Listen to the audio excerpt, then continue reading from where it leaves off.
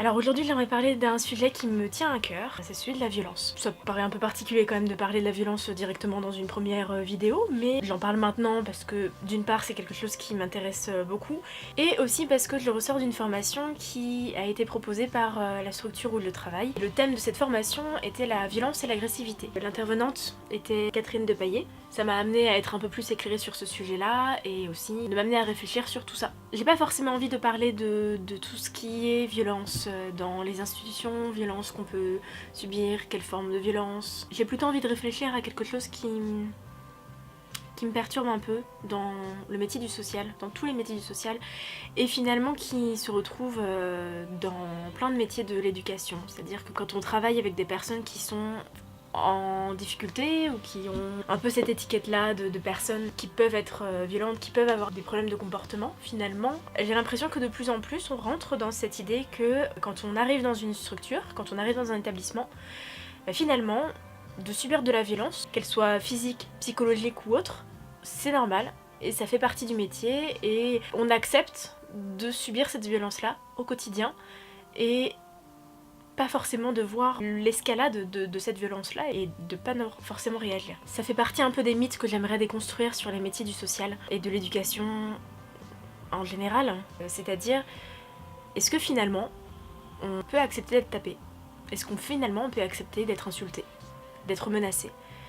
Est-ce que c'est quelque chose d'acceptable? Bon, moi ma réponse c'est non. Après voilà, on va essayer de voir pourquoi. J'ai entendu plusieurs collègues, des collègues de formation, des collègues de travail, qui me disaient moi je trouve ça normal d'être insulté, je trouve ça normal d'être menacé parce que les personnes qu'on accompagne ont tellement souvent de colère en eux, ont souvent de rage en eux, que on accepte ça, on accepte d'être un peu le mauvais objet, un peu la projection de leur violence. Et en effet, c'est vrai que de constater que les personnes qu'on accompagne peuvent être violentes, ça montre aussi à quel point ils peuvent aller mal, et ça peut être aussi une alerte pour nous d'à quel point il faut réagir. La première réaction qu'on peut avoir quand une personne est violente en face de nous, est agressive, c'est finalement de faire pareil. Parce que c'est un moyen de défense, parce que c'est instinctif, parce que c'est toute l'animalité qui ressort chez nous. Sauf qu'on peut pas, parce qu'on est professionnel, parce qu'on n'a aucun intérêt à avoir la même violence, au même niveau, ou voire même plus que la personne. Alors qu'est-ce qu'on a? Qu'est-ce qu'on a quand une personne nous agresse? À mon sens, d'abord ne pas banaliser. Et ne pas accepter que l'on banalise pour soi. Il y a eu ce mouvement par les professeurs qui s'est enclenché il y a quelques mois maintenant, donc le mouvement Pas de vague, où justement les professeurs de l'éducation nationale, notamment, racontaient des moments de violence qu'ils avaient subis sans le reporter à la hiérarchie, sans le reporter à la police. Et ce qui était intéressant, ce n'est pas forcément le fait que parfois ils ne reportaient pas la violence, c'était que la hiérarchie banalisait ce qui s'était passé, ou que même banalisait ce qui s'était passé. Dans tout ça, on se pose la question, mais alors comment on fait pour accepter tout ça? Bah on accepte en se disant que finalement c'est rien, que ça fait partie du métier. On peut se poser la question, pourquoi est-ce qu'une hiérarchie décide de banaliser une violence? Alors, bon, on peut penser effectivement aux statistiques, à la réputation d'établissement, à tout ça. Mais c'est aussi l'idée que beaucoup de hiérarchies vont décider de banaliser des actes de violence parce que finalement ils ne les vivent pas. Quand c'est une violence psychologique, bon, par exemple ce sont des menaces et des insultes, c'est très difficile de se mettre à la place de la personne concernée et de voir à quel point cela a eu un impact sur la personne. Quand on subit de la violence au travail, ce n'est pas que humainement qu'on est touché, c'est aussi au niveau professionnel, c'est-à-dire que c'est toute l'estime de soi-même en tant que professionnel qui va être affectée. Et pourtant on a des moyens. On a des moyens de montrer que l'on n'est pas d'accord avec ce qui s'est passé, de montrer qu'on a les pouvoirs de retrouver notre estime de soi. Et pour ça, on peut toujours en parler au délégué du personnel, reporter à la police, porter plainte. Ça peut être un acte qui peut être tant salvateur pour les professionnels que pour les personnes accompagnées. Parce que au-delà de notre réponse, qui va être peut-être impossible à dire, parce que quand on subit des violences parfois c'est tellement impressionnant qu'on ne dit rien, et la personne en face de soi a une absence de réponse. Alors de faire intervenir la loi, à mon sens, ça peut être aussi un moyen de montrer une limite beaucoup plus grande, beaucoup plus imposante pour les personnes accompagnées, que nous ce qu'on aurait pu faire. Pourquoi est-ce que les professionnels qui subissent une violence décident de se taire?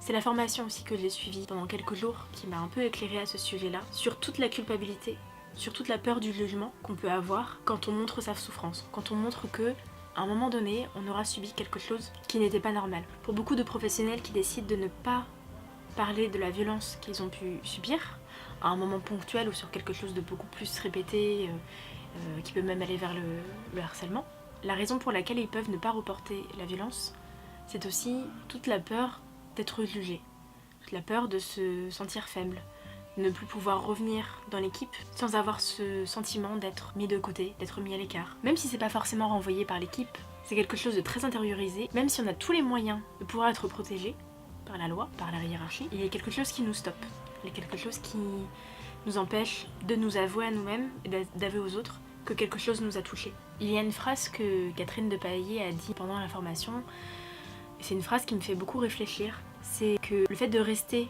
dans une position de victime, ça empêche de se responsabiliser. À mon sens, la victime, c'est une personne qui aura subi quelque chose qui est inacceptable pour elle-même. Alors qui est inacceptable objectivement, c'est-à-dire au niveau de la loi, qui est inacceptable par exemple.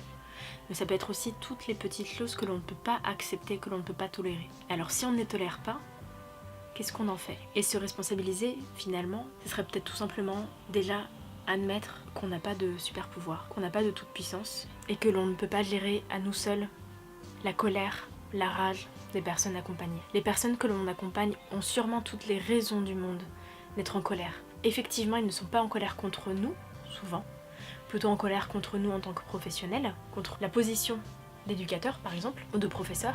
Sauf que quand ces personnes menacent un professionnel, ils menacent directement la personne qu'est le professionnel. C'est là où ça pose problème. C'est que finalement, on n'arrive plus à savoir quelles sont les limites entre le professionnel et le personnel. Donc il faut remettre de l'humanité un peu dedans. Finalement, l'agressivité c'est quelque chose de très animal, de pulsionnel, de très émotionnel.